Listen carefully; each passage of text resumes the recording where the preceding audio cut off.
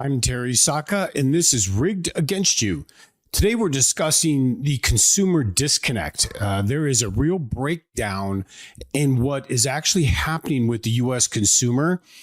It's almost a disconnect of what the real data is saying and what the markets are trying to say or the mainstream media is showing you. I think it's important to understand what's really going on. So I'd like to tab into this just a little bit. Before I get going, please consider subscribing, hit the little bell. I don't do too many podcasts, but when I do, you'll receive an email, be notified so you can get the data, because I believe this data will help you be wise in your decisions.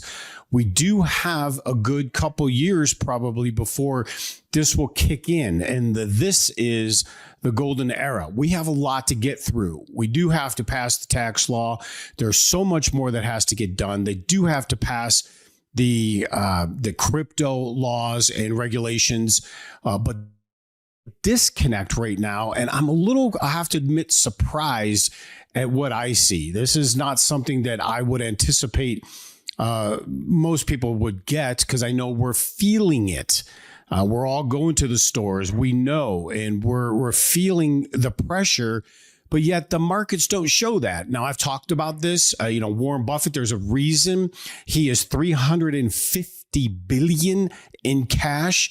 Now, some hedge funds have decided to come into the market, but the vast majority of smart money is out of the system.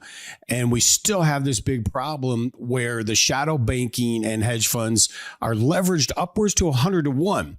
They're really keeping the stock market afloat with all this leverage. All I can say is if one thing goes wrong, it is going to be catastrophic, but the cleansing is probably still projected to be 40% plus here in the markets. It has to be done for one. It's the PE ratio, price to earnings ratio. It really needs to get cleaned up.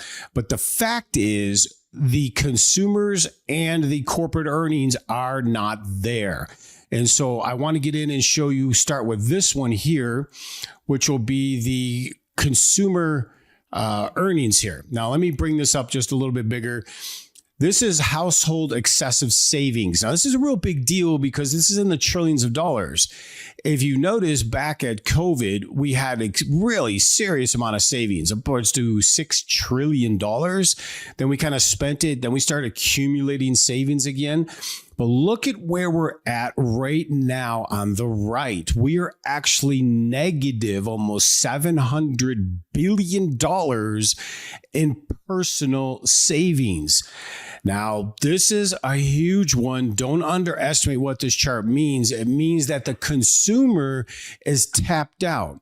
We had a lot of savings when we were cooped up during COVID, and that has changed.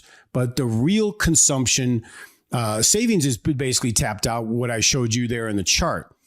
Real consumption, this is economic growth, and consumption hasn't grown in 2 years. This is how fake the numbers are. This is why Rigged Against You is here. Real consumption has not grown in 2 years. Not only are we flatline, as you see in consumer savings, we're now negative. We basically were living off of savings, and that has now changed. And one of the bigger issues that are coming around the corner, besides the fact that the government itself has $7 to $8 trillion in U.S. treasuries and bonds that need to be refinanced, and there are no buyers.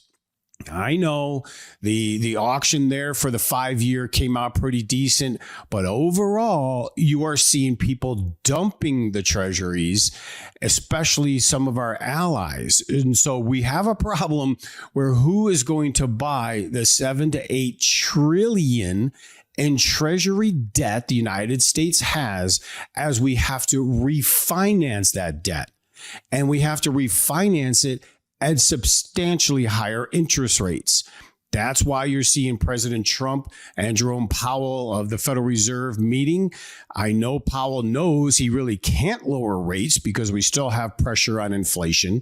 Real consumption in the economy has not grown at all, so we're not producing. But yet we need to lower the rates in order to try to kickstart it. But if we do, there's going to be trouble. So they're in a damned if you do, damned if you don't position. And that's why you'll see a lot of money printing here in the future. I know Republicans in the Senate are complaining that our spending is through the roof. The problem is we have no choice. We're at the end of that road. We are now at well over $1 trillion in just interest on our debt. We have to refinance upwards to $8 trillion this year alone, and wait until you see what has to be done over the next handful of years in refinancing. And the real big one for refinancing is right here: commercial real estate. Commercial real estate is in serious trouble. Now, why is commercial real estate a big problem? There are hundreds and hundreds of billions of dollars of commercial real estate that needs to be refinanced. At these higher rates, it's not going to happen. You're not seeing people go back to the office yet. There's still a big problem there. And a lot of our cities, unfortunately, have been managed so poorly. Nobody wants to go back to the city. I wouldn't go live in a city for nothing. Now, I'm a cowboy, ex-military guy, so I'm out away from the city, but no one wants to go back to the city. These hundreds of billions of dollars in commercial real estate loans that are now on the books, that's a big problem. Because number one, will they just default and let the bank take it? The banks can't afford to take it. If they try to refinance, they're going to refinance at substantially higher rates. So you see why the pressure to lower interest rates is there. Number one, the government needs to refinance its debt.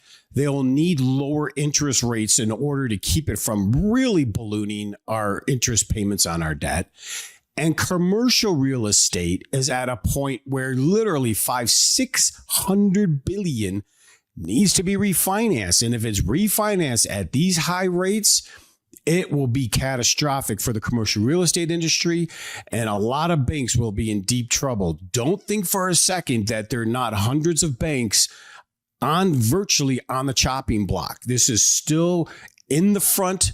The problem is the media is not telling people the truth, and many are in the retail. Anyway, when I say retail, I mean we the people. They're just in the stock market. I have no idea why. I get it. It's bounced back from the first sell-off, but it's just very, very dangerous time to be in the markets. It's still down for the year. It's not what you think it is, yet gold and silver are remaining very, very strong. And if you saw what was going on behind the scenes in the accumulation of physical gold and physical silver by governments and by hedge funds, you would know a very good portion of your retirement account should be in physical, tangible, precious metals.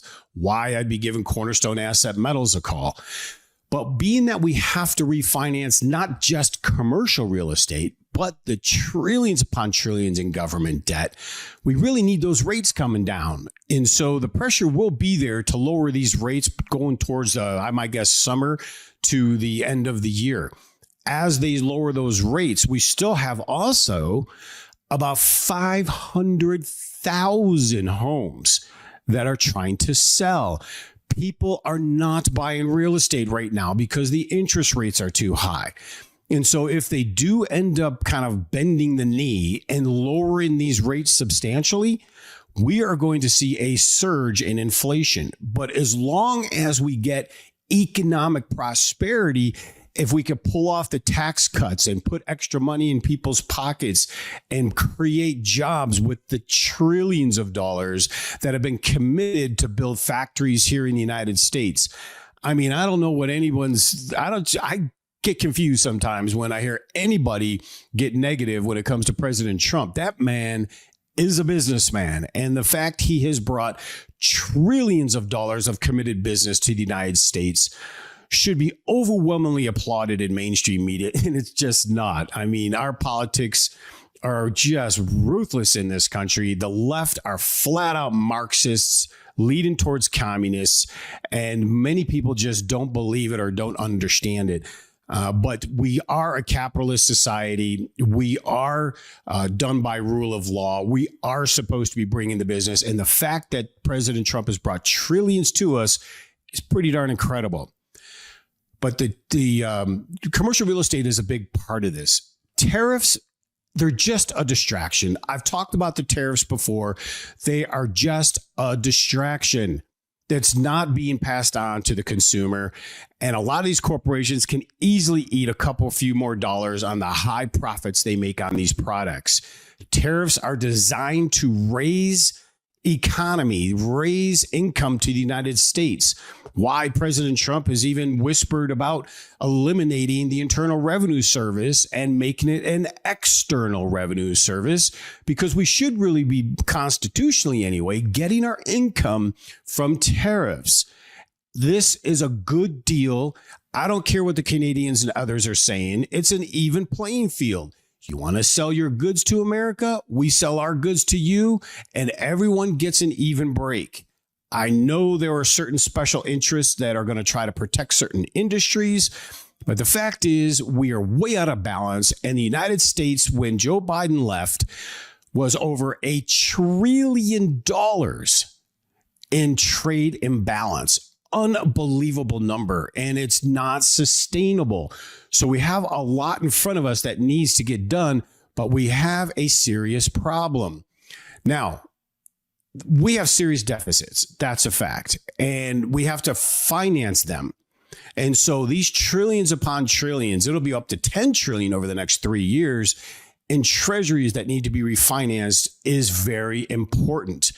We have consumers not only tapped out on their savings, we have people walking away from auto loans, home loans, and foreclosures. If you saw the statistics of what was going on in retail, look at the big boxes, how they're closing. Macy's is closing 65 stores. Stores up and down the retail sector are closing down.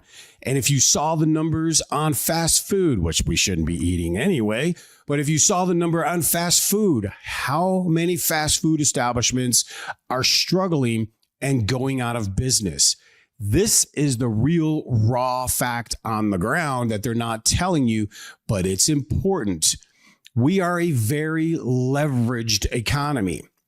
Not just the shadow banking and hedge funds with 100-to-1 leverage keeping the markets afloat as they are right now. Buying our treasuries in debt, they're trying to offload them to U.S. banks. That's why you're seeing the Basel III is coming in July. And Basel III is a big banking regulation standard where banks have to have certain assets marked to the books, and they're not going to be allowed to be in derivatives, especially the gold and silver derivatives that have been manipulating the price to keep them low. My guess, they're going to shift some of that to shadow banks, so they're going to bypass it. But the fact is, Basel III is going to kick in, and we are going to see a big realignment. But the banking system is in deep trouble. We are extremely leveraged economy, and you have NATO giving Ukraine. Germany, man, they are Nazis, I tell you, but they have long-range missiles going to Ukraine, telling Ukraine they can bomb Moscow. That is not going to go well. And you just make one mistake, not just in the highly leveraged economy that we have right now. You make one mistake, this stock market is severely crashing, and globally we will be in deep trouble, potentially World War III. I know many people don't think it's going to happen, but Europe is not listening. Europe, I don't know what to say. The EU, they're just lunatic, and they're going for it. And it's unacceptable. We don't need to be doing it, but it's a bad news for the global world order, because many of these countries are moving away from Western currencies. And it's causing a big problem for our float in Europe and the United States. Why these currencies continue to come back, we will continue to see inflation. And here's the problem is the debt service for our corporations have doubled. Debt service, meaning the loans that they have out, bonds that these corporations have issued, servicing those, paying the interest on it, has literally doubled in cost. This is a big strain to American corporations. $1 trillion in corporate bonds. This is just corporate bonds now. This isn't refinancing the corporate real estate, but $1 trillion in corporate bonds have to be refinanced as well over the next 3 years. Who's going to buy all of this stuff? We're talking trillions here. Do you see? And this goes right to the fact why we, the people, are struggling so much. We haven't had true consumption in 2 years. We've maxed out our savings. We're in trouble. See, understand that for decades, countries would make money on exports. They would be selling U.S. cheap goods. We were wanting it, don't get me wrong, but it's taking that profit and then loaning it back to us to finance our debt. So we've been surviving on allowing this poor trade that we've been doing. And then they're turning around, taking the profits they're making out of our people not going to work, shutting down our factories, and loaning us the money to finance our debt. If you study history, we are on the verge of Rome. Why? I know President Trump knows what he's doing. This is a big deal. But they would sell us these cheap goods. They have profits, and then they're refinancing our debt. Part of the Great Reset, all of this is going to change. Who is going to finance all of this debt now? You see, the U.S. consumer is 70% of the economy. During Biden, it was a major part of the economy was the hundreds of billions we put to illegal aliens and all of the effort it took to relocate and take care of illegal aliens. And it was propping up an economy. We weren't creating jobs because over the last few years, no Americans were getting jobs. They were going to all foreigners. So this has really been a skewed financial picture. And yet most American retail are in the stock market. They have no idea the big picture. But Warren Buffett knows. He's got $350 billion sitting in cash. And that's a larger cash position than he had in 2008, before 2008. Right now, a surge in delinquencies from the consumer is happening. This is the worst delinquency rate for U.S. consumers on record since we were tracking it. And again, the retailers, the fast food stores are reporting tremendous struggle, not counting tariff front running. And that's where I think a lot of people are getting fooled. There was a front run with tariffs. People knew tariffs were coming. And so a lot of goods were purchased to rush into the country before tariffs hit. It created kind of an inventory imbalance, but it wasn't real. It wasn't economic production or consumption. There's a large lag that will follow, and we're getting ready to walk into this lag, which is a huge deal for the U.S. consumer because not only are we tapped out on savings, many layoffs are happening. Delinquencies are at the largest rate since we've been tracking it. And yet we haven't even begun when it comes to creating the jobs. We need to lower the taxes. We need to get all of this in order. It's going to take time. It's going to take a couple years easy. But take a look at this one. This is the consumer discretion. This is telling you we are in recession. Amazon numbers are fooling the market. Let me make this a little bigger so we can talk about this. This is all about consumer discretion ratings and distribution. But look at how much in the very dangerous category, and neutral. Look at how much of discretionary. Look how high that is. Only a fraction, a third of the economy thinks it's attractive. The vast majority of the economy is in neutral, dangerous to very dangerous. And this ought to tell you something. So when you see the mainstream media telling you everything's okay, they're not giving you the real data. They're not telling you that jobs that they say were created were false. It was a lie. And all jobs created were going to foreigners. They're not telling you that the American consumer are tapped out of their savings. They're not telling you about the high level of delinquencies, auto loans, foreclosures, businesses, small businesses, retail outlets, fast food outlets. They're not telling you about those. That's a 2-minute blip on the screen.